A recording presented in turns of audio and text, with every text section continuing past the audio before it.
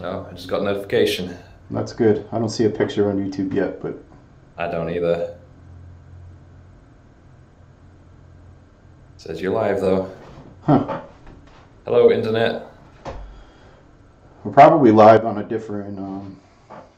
Oh, here it comes.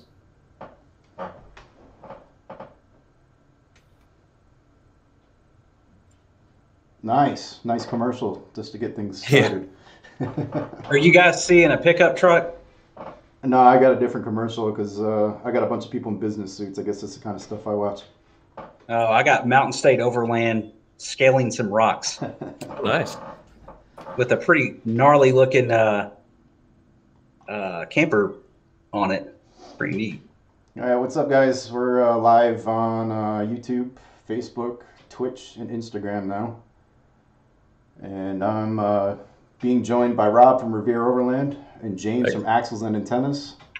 Hey, Welcome, guys. And this is Overlanding Overlanders Who Overland, episode 4. We're going to talk about radios today, communications in general.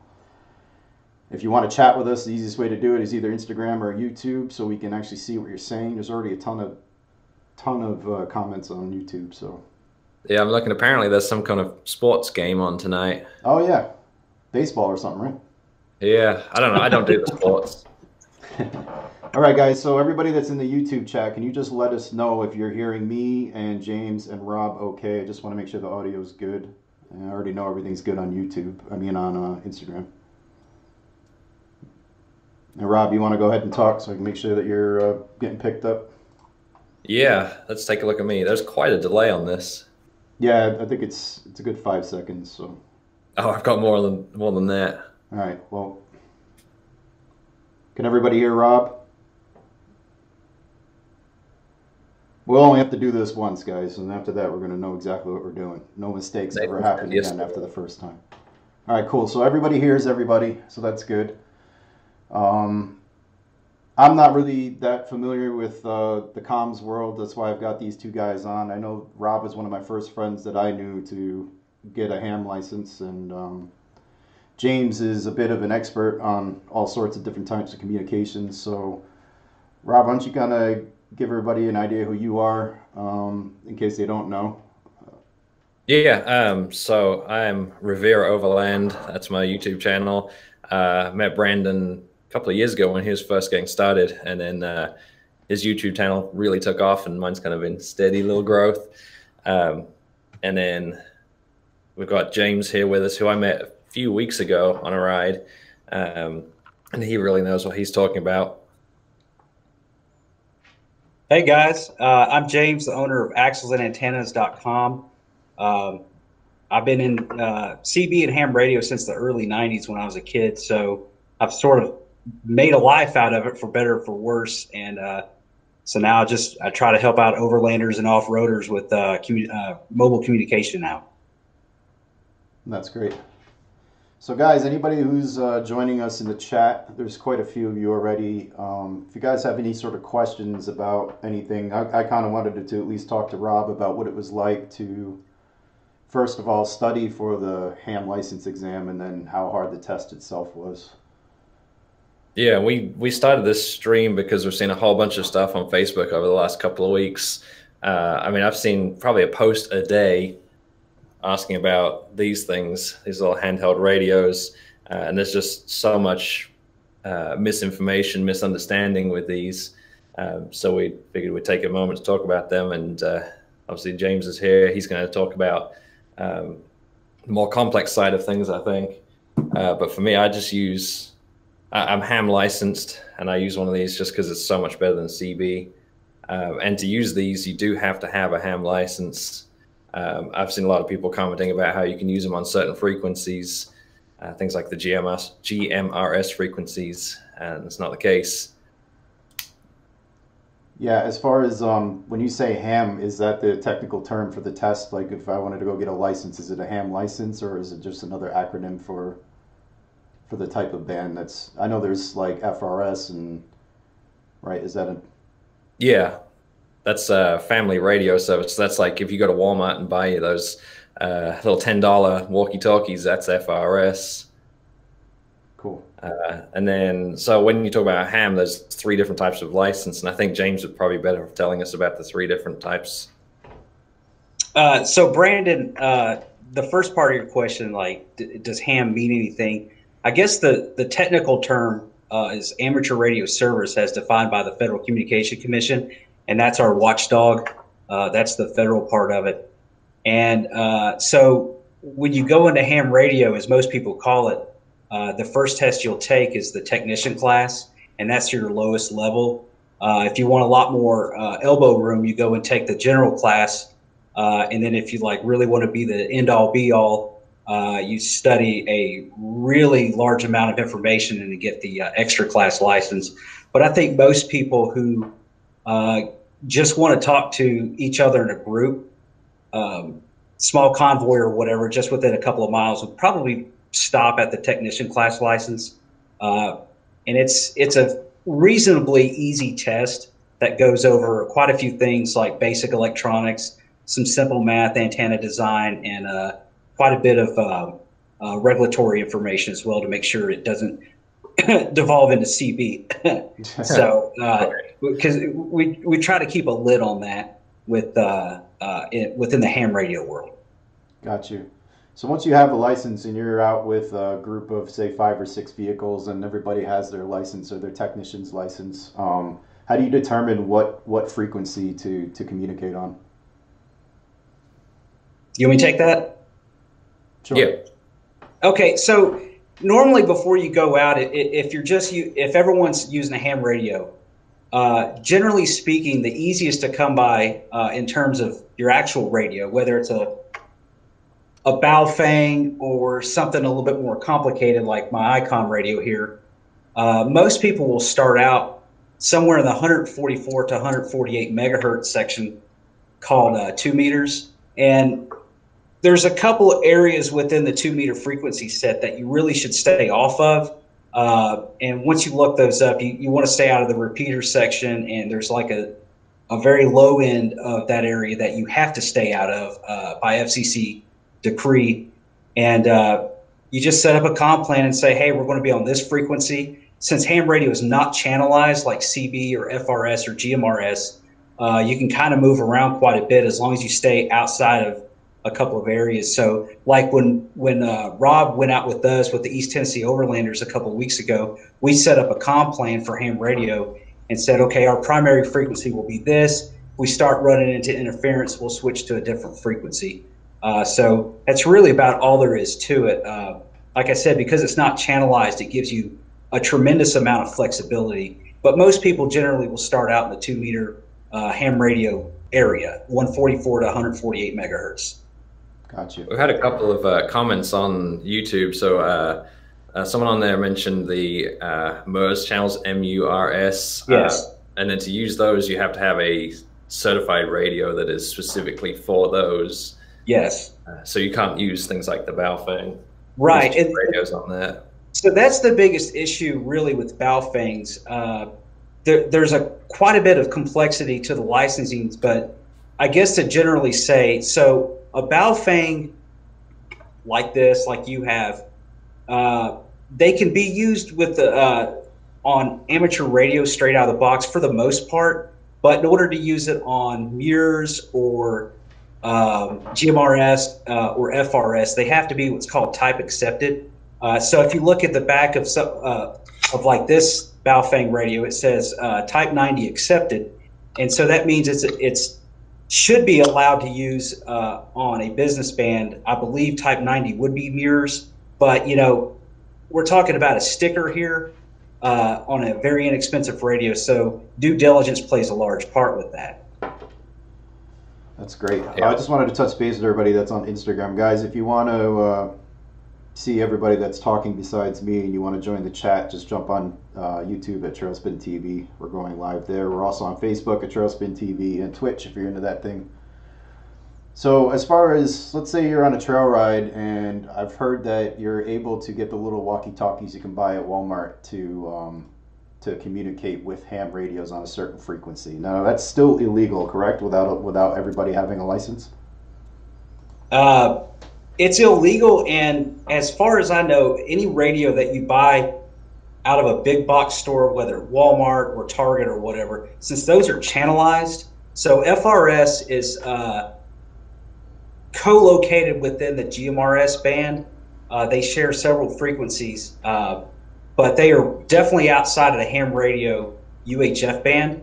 And because of that, and since they're channelized, those radios cannot talk to a ham radio. We're not even talking about legality wise. It physically cannot do that. However, if you modify a ham radio, and you really shouldn't do this either, you can talk to those from your ham radio to FRS, but generally speaking, no, you can't do that with an FRS radio.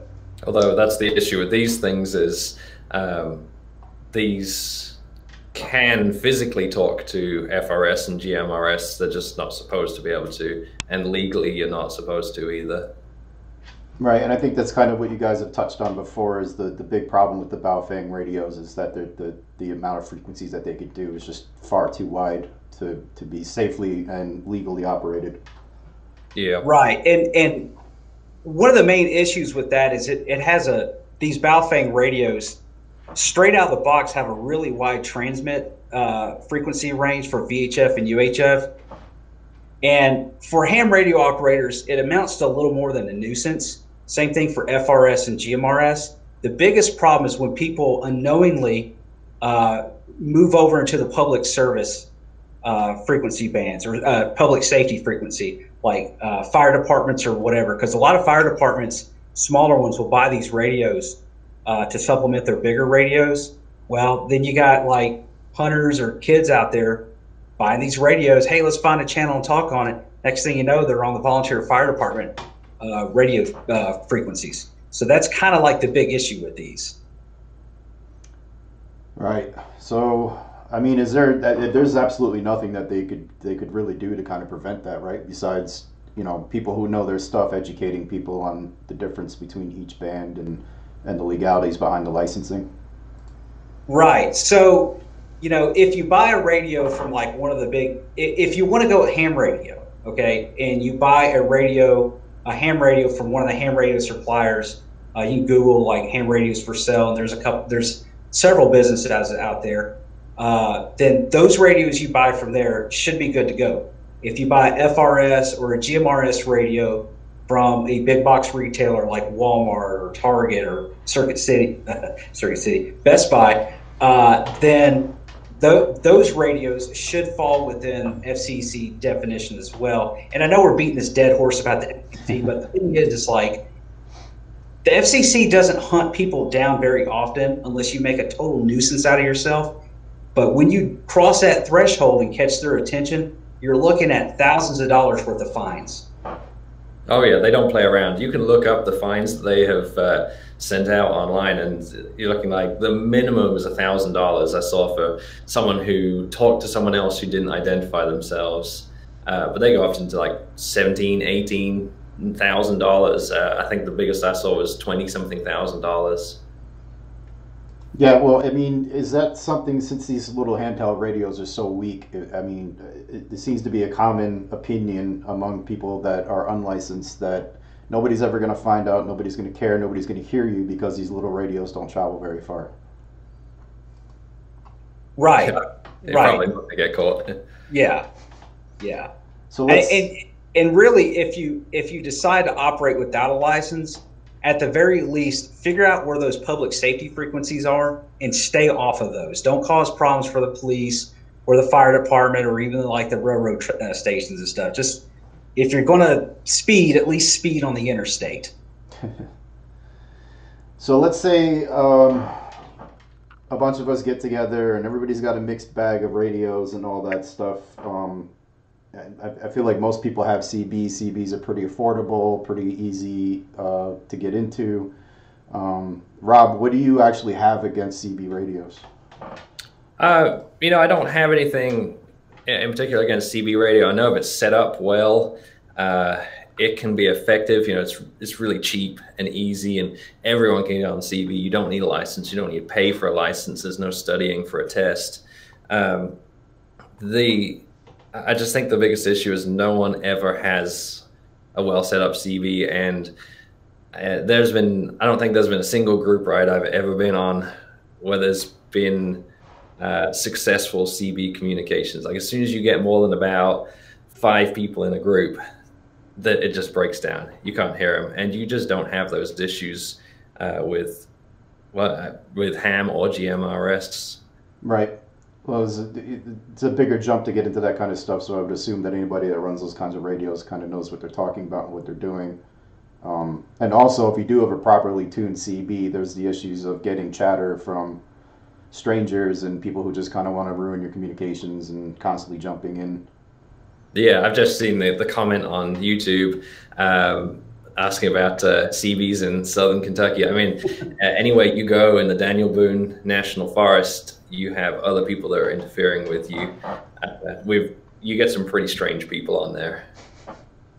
Yeah, I noticed that when I go on rides with you, you're always talking about how somebody's just, we're constantly trying to change channels, and no matter what channel you get on, there's somebody screwing around.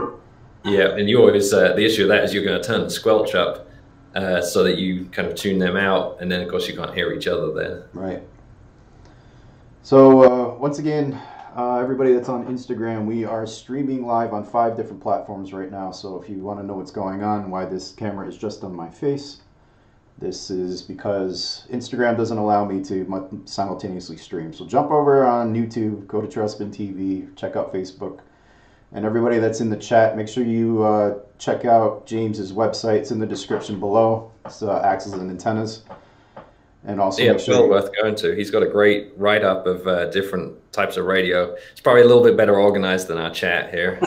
Yeah, for sure. And also, if you're not already following Rob from Revere Overland, make sure you do that on everything, on all the things. Particularly Revere Overland on YouTube. He's got a great channel, and his videos are pretty much kick-ass and informational. So I'd appreciate subscribe and watch some of those videos. So let's kind of get to everybody that's in the chat. If anybody's got any questions for these guys, we have a pretty boss worth of knowledge on here. So if anybody's got any questions or anything you were curious about as far as radio communications go, now's the time to ask. And let us know what you guys are running to. Curious about that. See, Jason has had a Cobra CB radio in his old Jeep, and he hated that damn thing. Yeah. I mean, it has its place. So we got a couple people that are just joining in from Instagram. Everybody on Instagram is kind of like, what the hell's going on right now? Can they hear us, or is it just you they can hear? On Instagram, they can hear all of us. Somebody actually said they could hear you in the background. So, but since you didn't join the chat. I tried.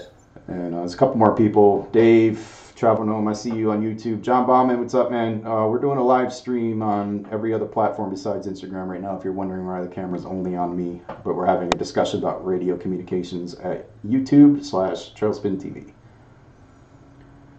So what do you guys think about high output CB radios? Boosters. You want my honest opinion? I would love to hear your honest opinion. I think that when you go to a CB shop and have a peak and tune done, you're really asking for some bad quality output on your radio. Some of the methods that they use are really just messing with the electronics to force the final output transistors, the power amplifiers, to really start screaming a lot more power than they need to. And so you start getting adjacent channel interference. A good example of that would be to tune into channel 6. On some nights of the week, they have something called the Super Bowl, ironically. And it's these guys who do like 10,000 watt, which far exceeds any kind of legality. And they try to talk as far as they can. It's a really interesting culture, but you can hear them on channel 3, channel 4, channel 5, channel 6, and channel 7. I mean, they are just all over the place. And so when you get when you take a regular Cobra CB that you bought offline and take it to a CB shop, I mean, you're paying a lot of money really just to go from 4 watts maybe to 8 or 9 watts. I mean, what exactly are you trying to accomplish here? So you know, if you're going to invest more money with your CB, you're better off having a better antenna setup, better coax, better connectors, and go from there. Yeah. Of course, when you have a CB that's transmitting that kind of power, that's where all of our issues come from. All of us who are running at just 4 watts. That's why we get so much interference. Gotcha. I just saw Dave on YouTube asked about the rugged radios. I am not a fan of rugged radios. I don't know if they have some kind of reputation. I'd never heard of them, but I'm not from this country, so that might be why. But everyone seems to talk about them, and they're basically this. It's the same thing, just rebranded and 3-4 times the price. And I see it says they don't inform people about licenses. I mean, it has the same license requirements as this. Yeah, you know, without calling out them explicitly, one of the issues is when you get one of these radios that you buy that are like, I guess they're branded as or called race radios, and so you don't get a frequency list for it. And from my understanding, when you can figure out what the frequencies are, it spans the MURS band, the FRS band, and the GMRS band. I mean, of course, you know, the FCC dead horse here, we're going to start beating it again. But I can tell you right now that that is absolutely 100% not authorized by the FCC. Gotcha. Well, that's pertinent information, stuff that we're talking about here. So thank you for that.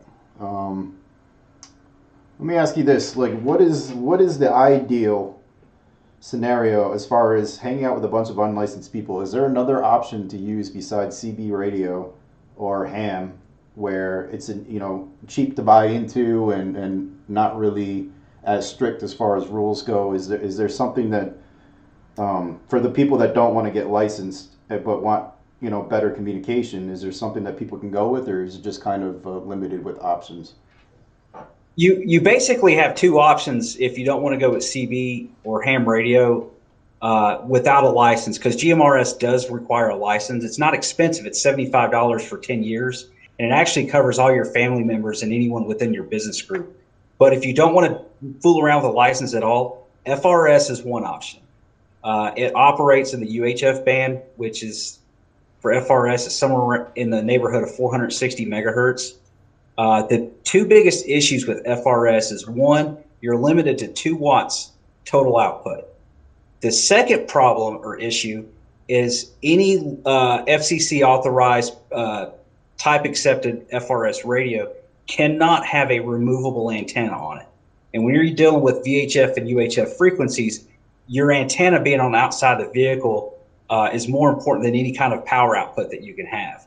So that's the 2 limiting factors with FRS. Now, on the other thing that you can use, it's a little bit more obscure, somewhat harder to find, is something called MURS, MURS, which is multiple use radio service, I think is what it's called. The M slips my mind right now. It operates just on the high side, outside of ham radio, the 2-meter band VHF, somewhere around 150, 155 megahertz. It operates on 5 channels, and with that, even though you're only allowed 2 watts as well, total output power, you can have an external antenna attached to it. So you could put an antenna on the outside of your vehicle, which greatly increases your range. 2 watts of VHF should give you several miles of really clear coverage. The problem with MURS is good luck finding a type accepted radio. There's only like 1 or 2 out on the market, and they're just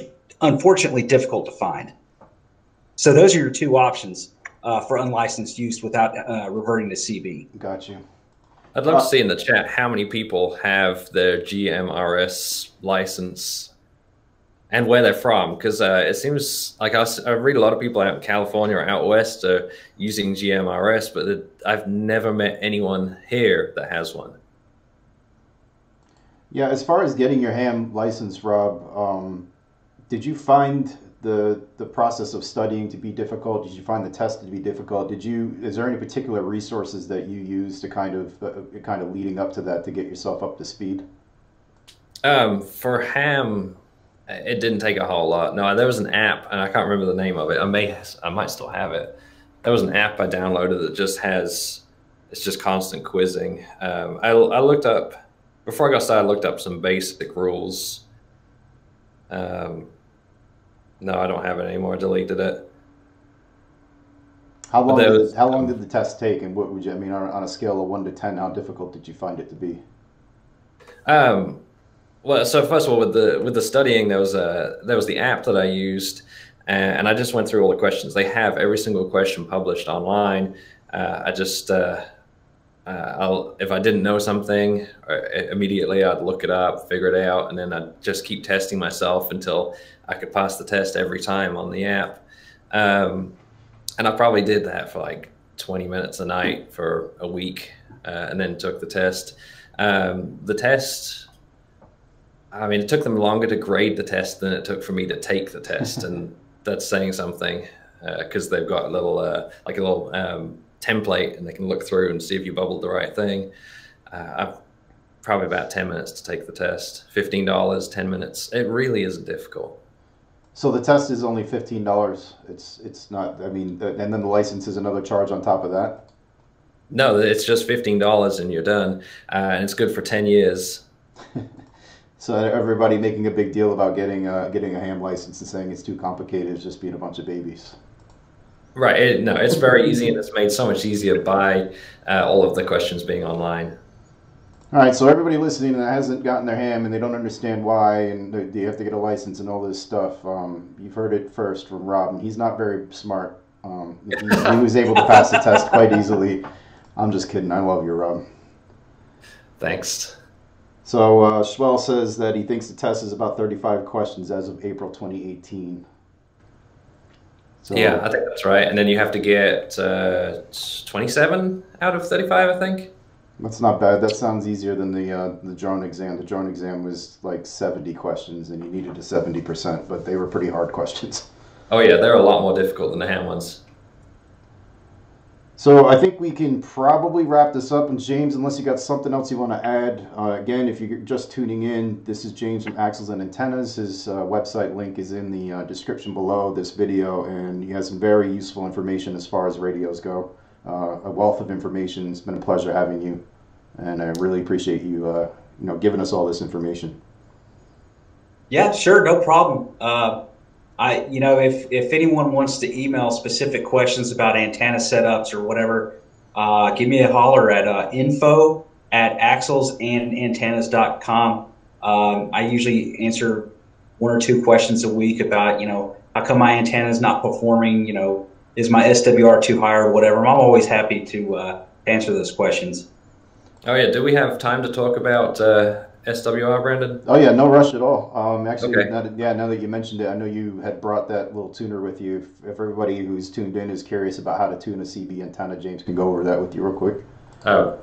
Before we do that, it's just Jason had a good point in the chat. He's saying that if you take the technician test for the ham license, so that's the first one, you can then take the general for free, which is a lot more difficult. So you have to do a lot of studying for that.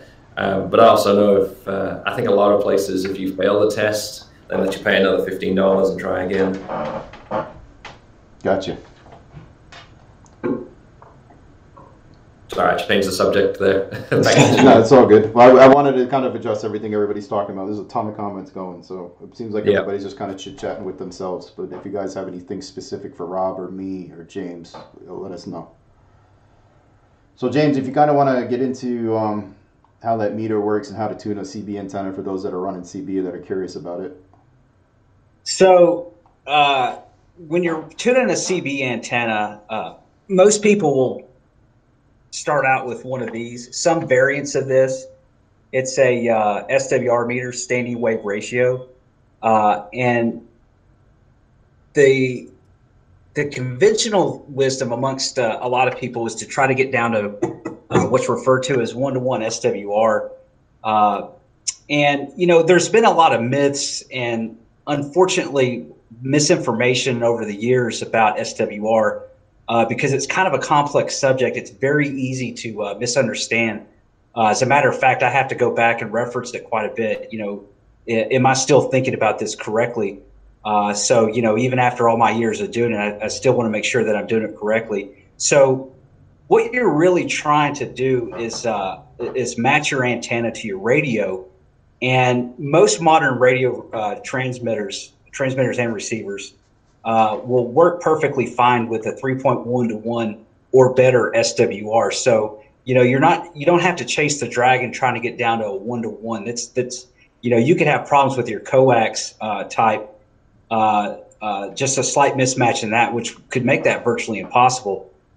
So anything below a 2 to 1 is fine. A 3 to 1, you know, it's not that bad. And, you know, honestly, if you're a little bit above that, what you're really looking at is power loss anyway.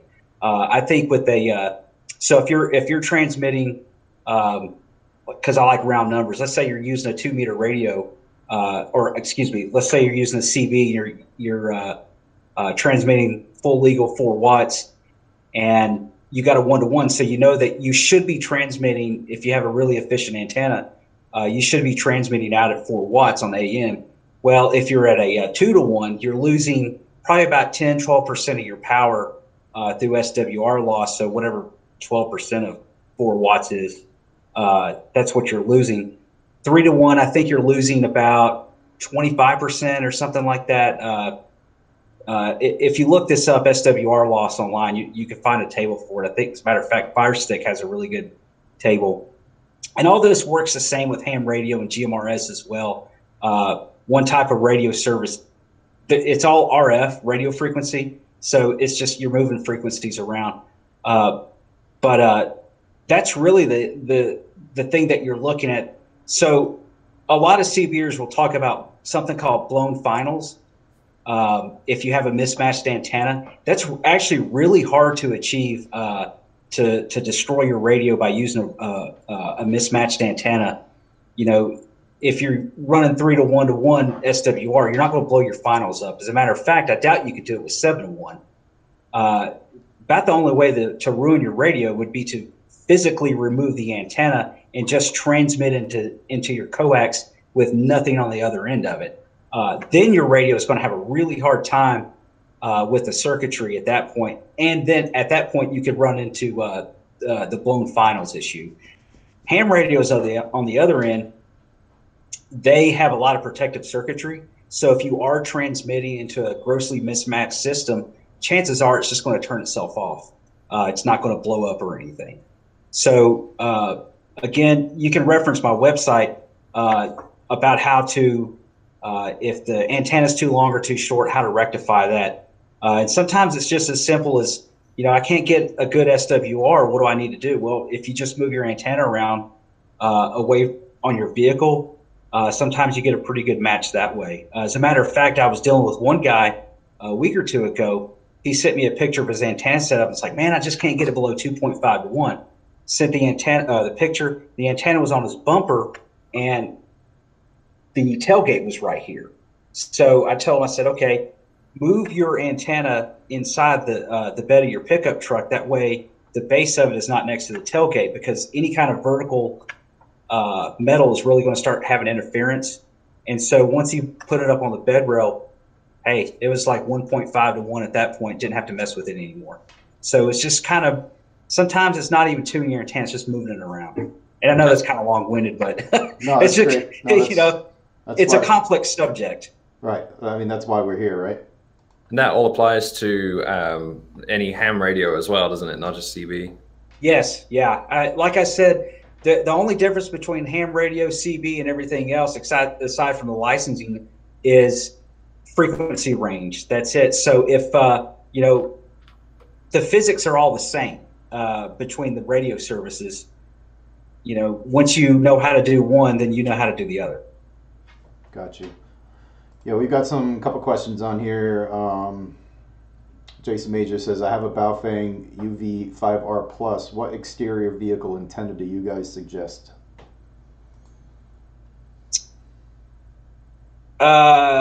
So it depends. Do you want to operate on VHF, UHF, or both? So if you want to operate on VHF within the 2-meter ham radio band, any kind of 2-meter, what they refer to as a quarter wave antenna, should be perfectly fine. Same thing for UHF. You want to stay in the 440 megahertz area. A quarter wave UHF antenna, we're talking 6 or 9 inches tall, will be fine. If you want to do dual band, then you have to buy a dual band antenna. And for VHF and UHF, you're looking at a 19-inch antenna, and they typically will have a coil in them to allow it to operate on both VHF and UHF. Again, any of the ham radio stores, you start sorting through the antennas, you'll see several by a company called Comet, some by Diamond. I'll tell you right now from my experience, just about any of these antennas that you buy from, whether they're DX Engineering, Ham Radio Outlet, Universal Radio up in Ohio, those antennas are going to be quality antennas. Doesn't really matter which ones you get. Gotcha. We got a question on. Sorry. Yeah, go ahead, Rob. I was saying the only thing to consider would be the type of connector. So if you're using one of the little bow things, do you remember what type of connector it is, James? I can do you one better. Hang on a second. Okay. Yeah, we got a question on Instagram. Buddy Mike wants to know if he should get an in-car communications or handheld. Which one's better? I know, Rob, you have some thoughts on that, because I know that you keep a handheld ham just so you can talk to people while you're outside the vehicle, right? All right, yeah. So I have my in-vehicle one, which is obviously a lot more powerful and has a lot more range. Just a couple of weeks ago, I was talking to people, I'd say like 6 or 7 miles away, just talking directly to them with the in-vehicle one. But this handheld one, I take it with me every single time I go out, just because if you're getting out to spot someone, or you want to go on and scout the trail ahead, or for me, I get out and take a lot of pictures and video. It's nice to stay in touch with everyone, and for $25, you can't go wrong. Yeah, you really can't be a vlogger without a handheld radio, for sure. So if that answers your question, Mike, if you're vlogging, make sure you have a handheld all times. We got, what else we got? Here's another question. Go ahead, James. So back to the question about the antenna connector. So for a handheld radio such as a Baofeng, if you remove this antenna, you have what's called an SMA connector, and you don't really want to run large size coax in that. You want to get one of these pigtails if you're using an external antenna. As you can see, it's a lot thinner coax, and once it screws into here, you don't have as much weight pulling down on this. It's a pretty robust connector, but you know it can go bad if there's too much weight pulling on it. So these little $5 or $6 pigtails from, this is a Comet antenna branded one. It works wonders. I would go with that. Is that little bit of connector that's not creating any kind of bottlenecking or anything through the coax, since it's? Oh no. This is really, so coax is so. You should really buy coax based on its loss characteristics. In this type of coax, I think it's called RG174, and it's really high quality coax for short runs like this. What is this? 18 inches, 2 feet. It's perfectly suited for that. Cool, perfect. All right, Black Sheep Bex Edition. What's up, man? He says, what about running marine frequencies in the 156 megahertz range? Is that something you're allowed to do? Okay, so all the other don't do this, it's against the rules and all that kind of stuff I go on about, you can break those rules, probably not get caught. Stay off the marine band frequencies. They are monitored not only by the Coast Guard, but by the FCC as well. You have to be on water to use those. If you're not on water and you get caught, you will face a lot of regulatory fines for that. They will not screw around with that one. Gotcha. That answers that. What else we got? We got more questions. Rob, have you noticed anything that we haven't really touched on here? That was another question from Black Sheep Expedition, talking about linking handheld ham to your in-vehicle radio. What do you mean, like you use in-vehicle as a repeater? Yeah, Black Sheep, can you just clarify on that? Hellbent JL on Instagram, what's up, man? We're just kind of sending everybody over to YouTube here, so we're not really paying attention to the Instagram, just kind of wanted everybody to be involved. So if you're watching on Instagram, head over to YouTube or Facebook, you can catch us there. If you want to leave comments, then make sure you're on YouTube, because I don't think any of us are really monitoring Facebook comments right now. No, I've just pulled it up. There's only 2 people watching. Okay. I think Chad's one of them, and I'm the other one. Hi, cool. Chad. Yeah, Black Sheep Expedition said thanks. He wanted that to be said about the marine frequencies. Just checking us, I guess. Okay. Yeah, for linking your radio, you have to have, okay, so Black Sheep Expedition, to answer that question, it's kind of complicated because it really depends on what mobile radio you have. So like with one of these ICOM ID 5100s, it's sort of a high-end radio. They're, you know, quite a bit more expensive. I think this is between $400, $450, which is a lot more than a lot of guys want to spend on it. But I've been doing this sort of a side hobby of mine for a while, so I can sort of justify the expense.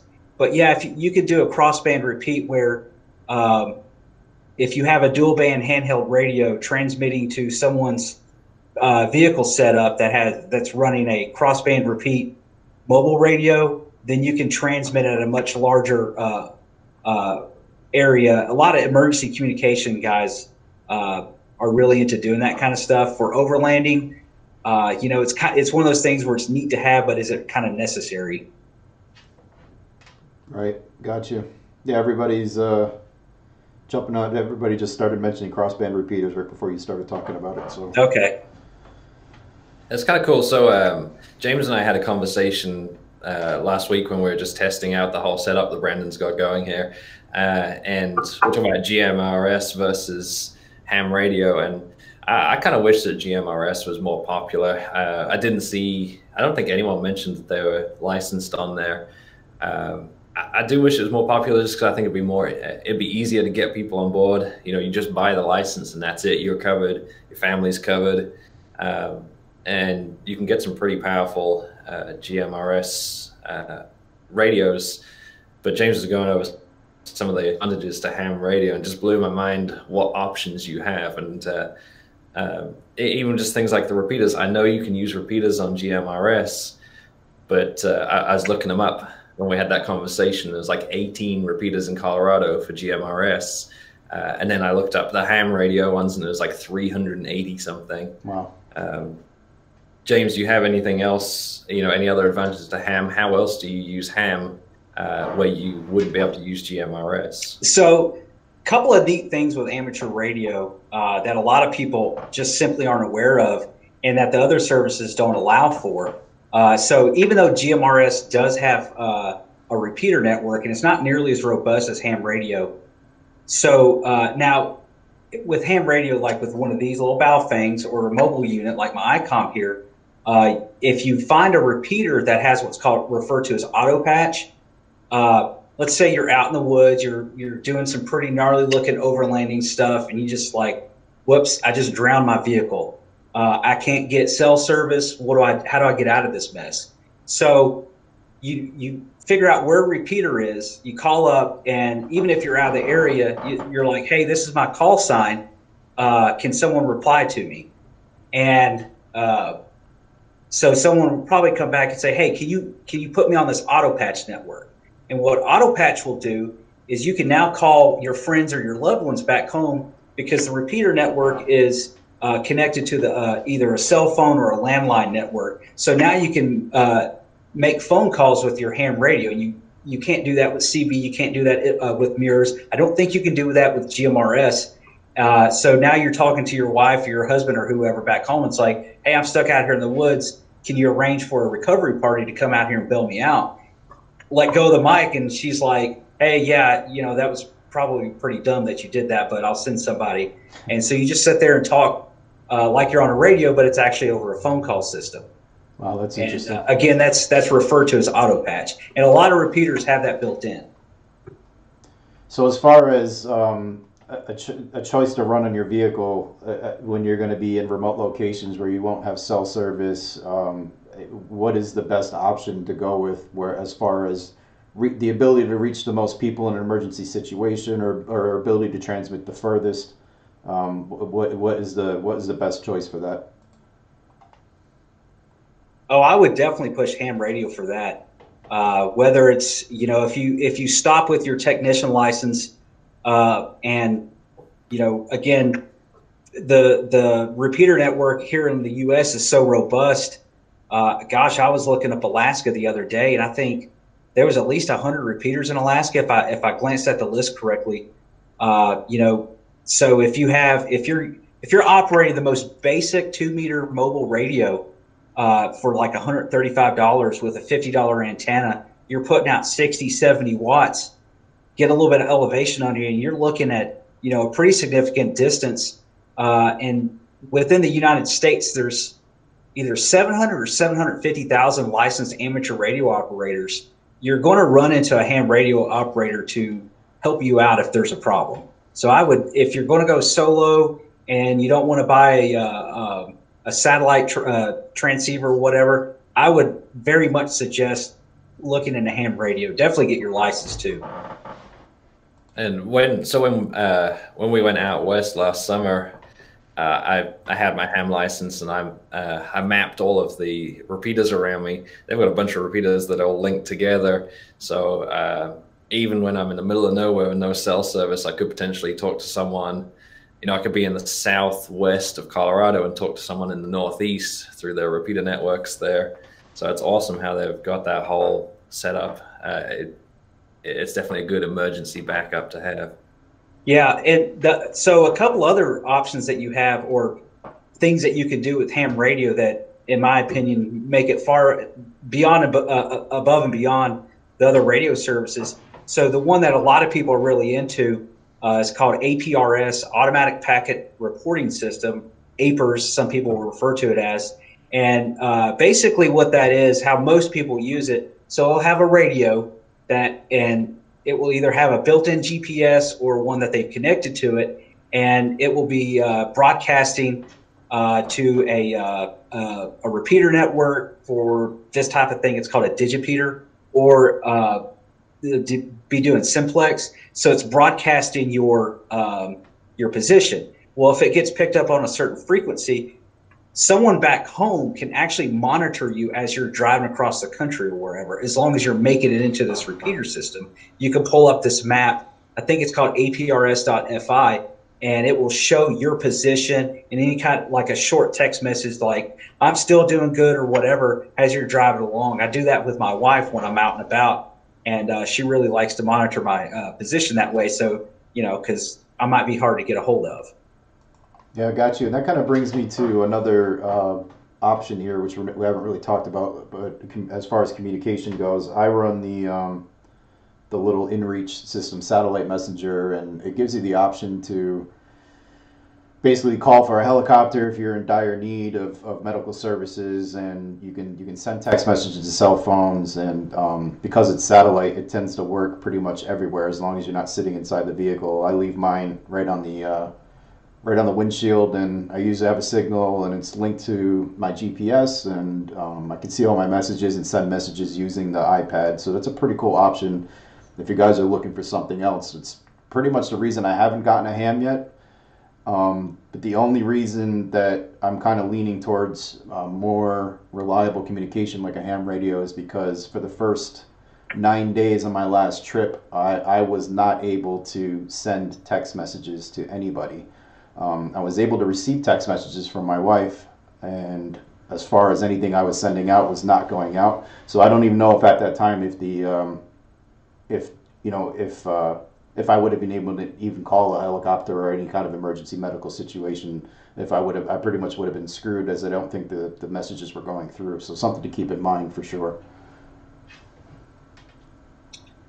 Yeah, Brandon, so last couple days ago when Rob and I were talking, I mentioned another thing that I use. It's called WinLink 2000, and it's basically an email service for ham radio operators. You can use it with VHF and UHF, although quite honestly, I find it to be tremendously more reliable with the higher frequencies in the HF. So you'll have to have a general class license for it. But essentially what happens is, I'll grab this thing. So using this radio, I connect it directly to a laptop computer. And if you think back to the old days of how email and fax machine sort of sounded. It's kind of using the same type of technology where I'll email my wife. We'll have a comp plan set up, and I'll say, hey, I'll send you an email in a couple hours, and I'll type this email. It connects to this email server over the air. It's a little bit cumbersome when you first start out, but then once you get the hang of it, it's like, man, this is really cool. And I'll say very briefly, because with these messages, you want to keep them kind of short. So think like, 160, 180 characters, whatever. And I'll be like, hey, I'm here. Everything's good. I'll check back in a couple of hours. Because the messaging is not instantaneous. It usually takes about 3 or 4 minutes for her to get the message. And then I have to hit, receive. So I'll send her a message, and then I'll wait a couple hours and turn the radio back on. And then she will at that point has sent me an email to this ham radio email system, and she'll say, hey, glad to hear that, I'm still doing whatever. And then, every 4 or 5 hours we'll pass information that way. And like I said, it's called WinLink 2000, and I've never once had it fail me. And I've been in some, fairly remote locations that way. Yeah, that's great. Rob, you don't run any sort of satellite communication, right? No, I'm not that fancy. I don't know how fancy it comes across when it doesn't work. It's a pretty expensive toy. I was visibly and audibly upset when those messages weren't going through. I was sending some pretty nasty emails to InReach. Yeah, I've thought about getting something like that. It's very expensive, and maybe if I was going out by myself, I would. But anytime I go out somewhere where I'm not going to have cell service, I've always been with someone else. And I have the ham radio too, so I don't know if I'd get one, especially having heard some of your experiences. Yeah, I pretty much can't. I mean, I canceled my subscription. I had I did it was a month to month where you didn't have to hold like a year contract, and it was like $40 a month. Actually, yeah, it was like $45 a month, something like that. That got you 40 text messages and unlimited tracking, which it does periodically send out your location I believe it's every 10 minutes or so, and you can actually send people a link to a website where they can actually see where you are on a map at all times, which that was definitely working the entire time, which made me calm down a little bit. But I'm just of the thought that if you're going to be out by yourself, but even still, if you're only with another vehicle, let's say that vehicle has a rollover and somebody's seriously injured and you're out of cell range, to me it just, because I don't know that much about how to operate a ham radio, I would be kind of screwed without some sort of satellite communication. So, yeah, well, of course, you want to have, if you've got emergency equipment, you want it to work, and if that satellite radio is not working, that's a life on the line, and a ham radio is going to work. It's all down to you. And honestly, when I got my license, like I said, I studied and I looked at the questions mainly. I didn't know a whole lot about ham radio when I got my license, but since then, having talked to people like James, I learned a little bit more every single time, to the extent where I'm happy now using that as my emergency form of communication. Yeah, I without a doubt, I'm pretty much convinced. So I'm definitely going to look into getting my ham license, and I think everybody who's tuned in that is on the fence about it or not, we've definitely answered some questions here. If you're just joining us, we are talking to Rob from Revere Overland. If you're not subscribed to his channel, make sure you go do that. And we're also talking to James from Axles and Antennas. The link to his website is in the description below. And this video will remain up, so you can always go back and reference some of the information that we were talking about earlier. So a lot of useful stuff in here. So I think we could probably wrap this up, unless you guys got something that you think we haven't talked about. No, James? Man, come on! I could go on for hours about this, but I think we'll have to give James his own channel, so he could just stream 24/7. You can reach out to him whenever. But if you were just tuning in now, he did say to go ahead and email him at info@axlesandantennas.com if you have any questions about your current setup or something that you're thinking about getting into, or if you have any questions, or obviously if you just want to nerd out with James about radio communications, he'd be more than happy to talk to you. So thanks again, guys, for doing this. I think this was useful, and it does seem to be a hot topic right now, so hopefully we've answered a lot of questions. And Absolutely. Thanks, James, for coming along, and he's helped me out a lot. Definitely check out his website. He does a lot of mapping stuff as well. So check out the maps that he prints. Some of the I've got some that I bought recently, and I'm going to add to my collection because I really like collecting maps of places that I've been. I've got them on the wall over there. So look at those. And I've got to say thanks to you as well, Brandon, because you put a lot of effort into putting this all together. Yeah, well, I appreciate it. I'm happy it all worked out. Sorry for the janky little Let's Talk Comms lower third down there. It's something I stole on the internet and chopped it up real quick, kind of thrown in there. But thanks everybody that's watching. We are gonna keep doing this every Sunday. Next week we'll be talking with somebody about the differences between expeditions and overlanding. So anybody who wants to jump in on that call, go ahead and email me at brandon@trailspin.tv. And you guys want to give out your ham call signs there so people can kind of monitor and listen in and chit chat with you, or? I'm gonna hold off. All right. How about you, James? Yeah, mine is November 4, Echo Golf Alpha N4 EGA. And for my Marine buddies out there, you know what that is. There's 28 people watching. Let's have you all give Brandon's video a like. Help promote it on YouTube as well, so more people can watch this. Yeah, like spike, man. There were at one time there was like 40 people tuned in, and I only got 4 likes on this video. So any sort of interaction you guys can have, either sharing this video after it's been posted, and liking the video and all that helps us greatly and makes us a little more visible, so we can keep bringing you to these shows and bring up better guests and stuff. Not that there's better guests than Rob from Revere Overland or James from Axles and Tennis. But we're going to try to step this up a little bit, get the topics a little more interesting, a little less nerdy, maybe. I don't know. We're going to be talking about winches. We're going to be talking about tires. We're going to be talking about all kinds of cool stuff. So thank you guys for tuning in. James, Rob, thank you guys so much. And we'll see you guys in the trail. Thank you. Bye. Perfect. Hey, thanks for having me here, guys. All right, great.